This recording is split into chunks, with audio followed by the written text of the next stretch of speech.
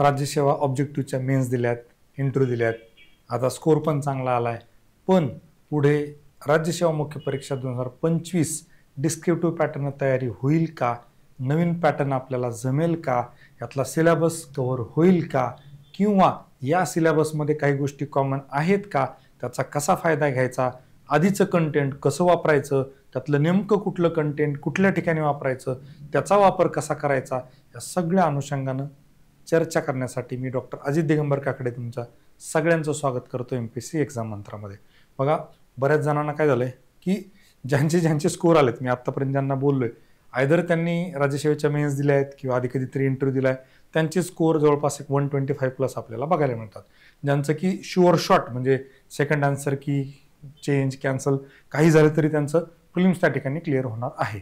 पण त्यांच्या मनामध्ये तो प्रश्न आहे सारखा की सर ऑप्शनलचं काय, एसी एथिक्सचं काय, GSचं काय, सगळं नवीन करावं लागेल, सगळ्या नवीन नोट्स, सगळं नवीन कंटेंट असं आहे का. तर माझं एकच म्हणणं आहे की जर इथिक्स सोडला तर जवळपास GS मधला 70-75% सिलेबस सेम आहे, ॲज इट इज आहे, फार जास्त फरक नाही. राहिला प्रश्न ऑप्शनलचा, ज्यांचा ट्रेडिशनल ऑप्शनल आहे त्यातला बऱ्यापैकी गोष्टी ओळखीच्या आहेत. ट्रेडिशनल म्हणजे मला काय म्हणायचंय, जिओग्राफी आहे, PSIR मधला पॉलिटीचा पार्ट जर बघितला आपण, त्यानंतर आपला हिस्ट्री आहे, अशा विषयामध्ये जवळपास बऱ्यापैकी गोष्टी आपल्या ऑलरेडी माहिती असलेल्या आहेत. त्यामुळे डायरेक्टली सिलेबस न बघता, त्यातलं डिकोडिंग न करता, ऑब्जेक्टिव्हच्या मेन्सच्या तयारीतलं कंटेंट इकडं न अप्लाय करता डिसिजन घेणं की आता मला काही जमणार नाही, मला वाटतं ते कुठेतरी रॅशनल डिसिजन असणार नाही. तर या सगळ्या अनुषंगानं आपण बघूयात की कुठला मेन्सचा सिलेबस, कुठला टॉपिक आपल्याला या आणि इथून पुढे येणाऱ्या डिस्क्रिप्टिव्ह पॅटर्नच्या मेन्समध्ये उपयोगात येऊ शकतो, किंबहुना त्याचा जास्त फायदा होऊ शकतो.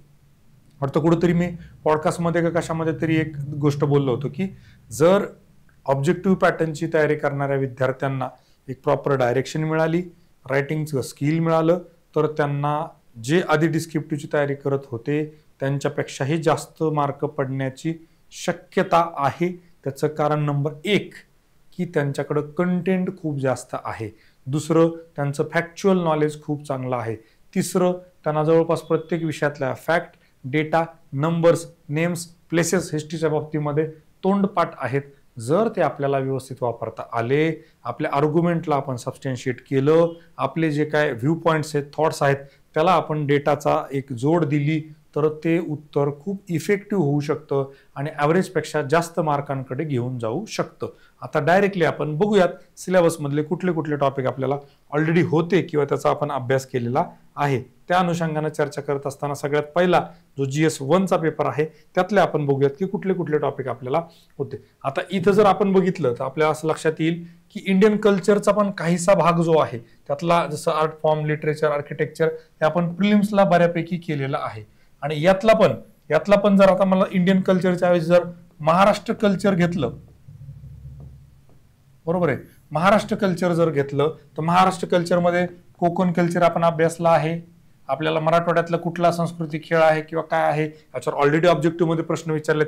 म्हणजे आर्ट फॉर्म असेल, लिटरेचर असेल किंवा आर्किटेक्चर आहे, जसं आपल्याकडचं काय म्हणता येईल त्याला मराठवाड्यामधलं किंवा पर्टिक्युलरली महाराष्ट्रामध्ये आपण जर बघितलं तर दगडाच्या बाबतीमधलं जे काय आपलं आर्किटेक्चर आहे तर ते आपल्याला आर्किटेक्चर या ठिकाणी बघायला मिळतं. पर्टिक्युलरली मंदिरं जे आहेत तर ते पर्टिक्युलरली कुठल्या कल्चरमधले आहेत तर हे आपल्याला त्या ठिकाणी बघायला मिळतं. आपण ऑलरेडी याचा अभ्यास त्या ठिकाणी केलेला आपल्याला बघायला मिळतो.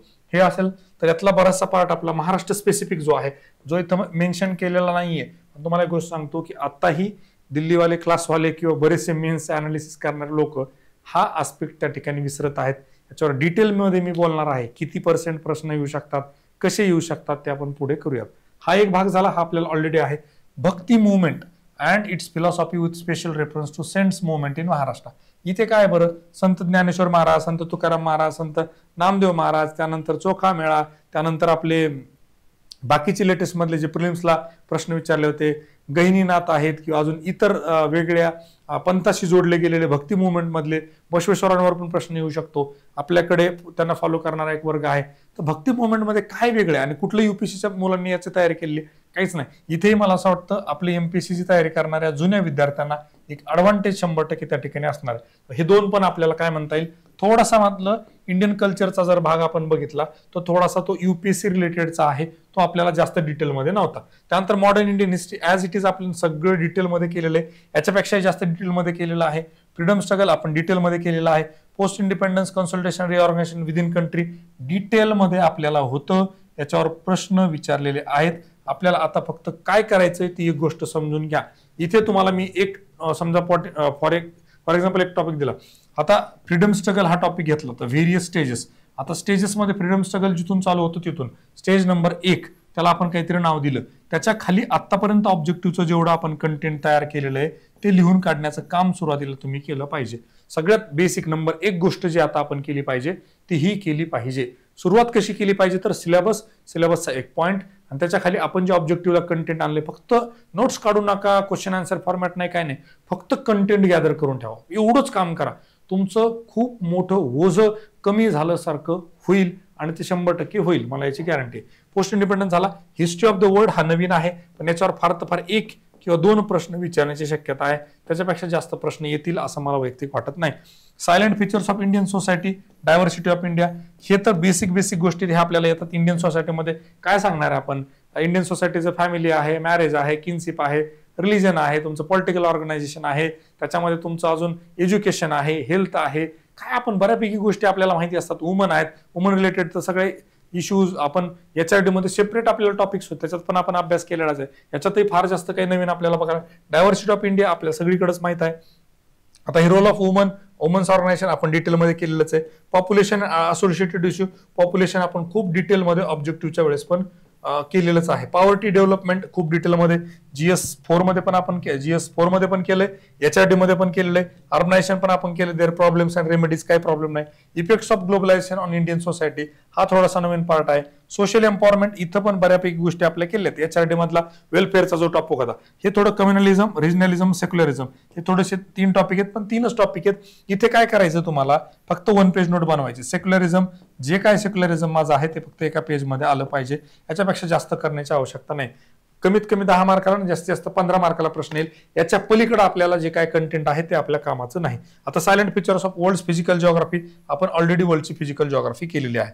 डिस्ट्रीब्युशन ऑफ की नॅचरल रिसोर्सेस, हे दोन्ही पण झालं, भारतातले झालं, महाराष्ट्रातलं झालं, डिटेलमध्ये आपण केलेलंच आहे. Important geological phenomena, earthquake, tsunami, volcanic activity, cyclone, हे सगळं आपण ऑलरेडी केलेलं आहे. याच्यात पण आपल्याला काही वेगळं नाही. GS1 मधला मॅक्झिमम पार्ट म्हणजे मला असं वाटतं 15 ते 20% भाग असेल जो आतापर्यंत आपण केलेला नाही. अदरवाईज बऱ्यापैकी गोष्टी आपण ऑलरेडी केलेल्या आहेत. आता जर आपण आलो पेपर 2 कडे, पेपर 2च्या बाबतीमध्ये जर आपण बघितलं तर पेपर 2 मध्ये म्हणजे जनरल स्टडीज, कॉन्स्टिट्यूशनचा जो काय भाग आहे त्याच्यामध्ये जर आपण बघितलं ॲज इट इज हे सगळं आपण ऑलरेडी केलेलं आहे. इंडियन पेपर 2 मध्ये इंडियन कॉन्स्टिट्यूशन सगळं केलेलं आहे. फंक्शन्स युनियन अँड स्टेट सगळं केलेलं आहे. सेपरेशन ऑफ पॉवर पण आपण केलेलं आहे. कंपॅरिझन हा थोडासा नवीन टॉपिक आहे. इथं कंपॅरिझन मध्ये काय येणार आहे बरं? कंपॅरिझन मध्ये फार काय नाही, आपल्याला 4-5च टॉपिक तिथं महत्वाचे करणार आहेत. Comparison with US, comparison with UK, comparison with France, comparison with Canada, आणि फार तर फार अजून जर काय वाटलं तर आयरिश कॉन्स्टिट्यूशन एक आहे ज्याच्यासोबत थोडंफार कंपॅरिझन होऊ शकतं. याच्या पलीकडे अजून फार जास्त 5वं पण कंपॅरिझन करायची गरज नाही. 4 पेज आपल्याला तयार करावं लागणार. याच्या पलीकडे ह्या सिलेबसमध्ये अजून काही नाही. Parliament and state legislature already झालेलं आहे. स्ट्रक्चर ऑलरेडी झालंय. लोकल सेल्फ गव्हर्नमेंट, पंचायत राज जे होतं आपलं, इथे आपल्याला महाराष्ट्र स्पेसिफिक प्रश्न येण्याची शक्यता खूप जास्त दाट आहे.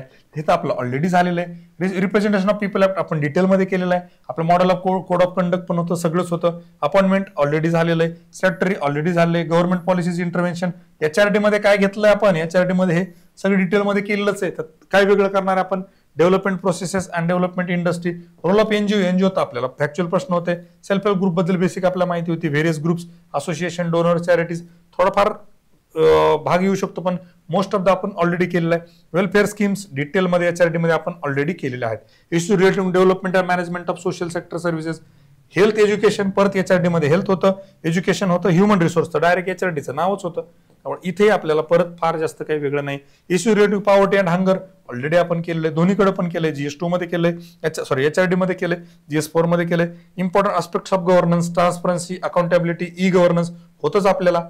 गव्हर्नन्स हा पार्ट होतो GS2 मधला. अप्लिकेशन, सिटीजन चार्टर वगैरे हे बघा, सिटीजन चार्टर होतच, ट्रान्सपरन्सी होतच, अकाउंटेबिलिटी इन्स्टिट्यूशन सगळं होतं. Role of civil services in democracy as it is cut copy paste आपल्या मेन्सच्या सिलेबसला ऑब्जेक्टिव्हला पण हा टॉपिक होताच. आता याच्यामध्ये थोडंसं आहे ना, इंडिया अँड इट्स नेबरहुड. आता इथे काय होणार आहे की एक 4-5 तरी बेसिक, एक तर पाकिस्तान सोबत काय रिलेशन आहेत, श्रीलंका सोबत काय आहेत, बांगलादेश सोबत काय, फार तर फार म्यानमार. याच्या पलीकडे जास्त प्रश्न सुरुवातीला जाईल असं मला वाटत नाही. 4-5 नेबरचं करावं लागणार आहे. इथे जे bilateral regional global grouping agreement involving India and affecting इंडियाचे इंटरेस्ट, हा एक थोडासा नवीन पार्ट त्या ठिकाणी येऊ शकतो.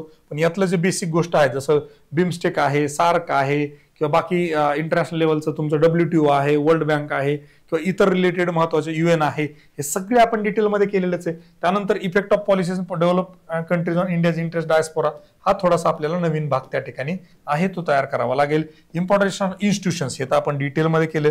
जसं मी तुम्हाला सांगितलं, वर्ल्ड बँक सांगितलं, United nations agency for their structure and mandate, हे सगळं डिटेलमध्ये. शेवटचा टॉपिक पण आपण केलाय.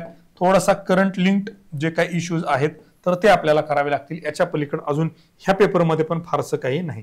आता इथे मात्र थोडासा नवीन पार्ट आपल्याला बघायला मिळू शकतो. जसा GS3 आहे की आपला GS4 होता इकॉनॉमीचा, इंडियन इकॉनॉमी असं इश्यूज आपण केले होते. इन्क्लुझिव्ह ग्रोथ थोडं कन्सेप्ट आणि इश्यूज नवीन आहेत याच्यामध्ये, थोडंसं बाकी काय नाही. गव्हर्नमेंट बजेटिंग आपण केले, टाइप्स ऑफ बजेट पण केले होते.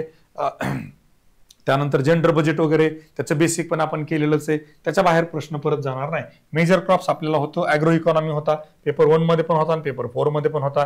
इश्यू रिलेटेड डायरेक्ट आणि इनडायरेक्ट फार्म सबसिडीज डिटेलमध्ये ऑलरेडी केले. फूड प्रोसेसिंग केलेलं आहे. लँड रिफॉर्मवर प्रिलिम्सला पण प्रश्न यायचा, मेन्सला पण प्रश्न यायचा, ते आपण केलेलंच आहे.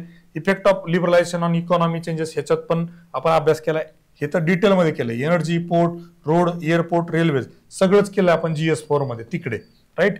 इन्व्हेस्टमेंट मॉडेल थोडासा नवीन टॉपिक आहे, पण सोपे समजायला काय अवघड नाही. सायन्स अँड टेक्नॉलॉजी थोडासा नवीन टॉपिक आहे. अचिव्हमेंट हा एक नवीन आहे, याच्यात फार जास्त काही अजून नाही.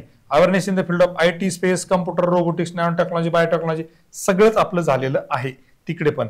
एन्व्हायरमेंट तिकडे पण झाले. डिझास्टर मॅनेजमेंट आपल्याला डिटेलमध्ये होतं, हा एक नवीन पार्ट आहे. त्याच्यामध्ये आपण इंटरनल सिक्युरिटी त्याला म्हणतो किंवा सिक्युरिटीचे रिलेटेड इश्यूज म्हणतो. हा पार्ट आपल्याला परत वेगळ्या पद्धतीनं, थोडं चांगल्या पद्धतीनं करावं लागेल. म्हणजे इथं जर आपण बघितलं तर साधारण मला असं वाटतं एक 25% पर्यंत नवीन टॉपिक आहेत.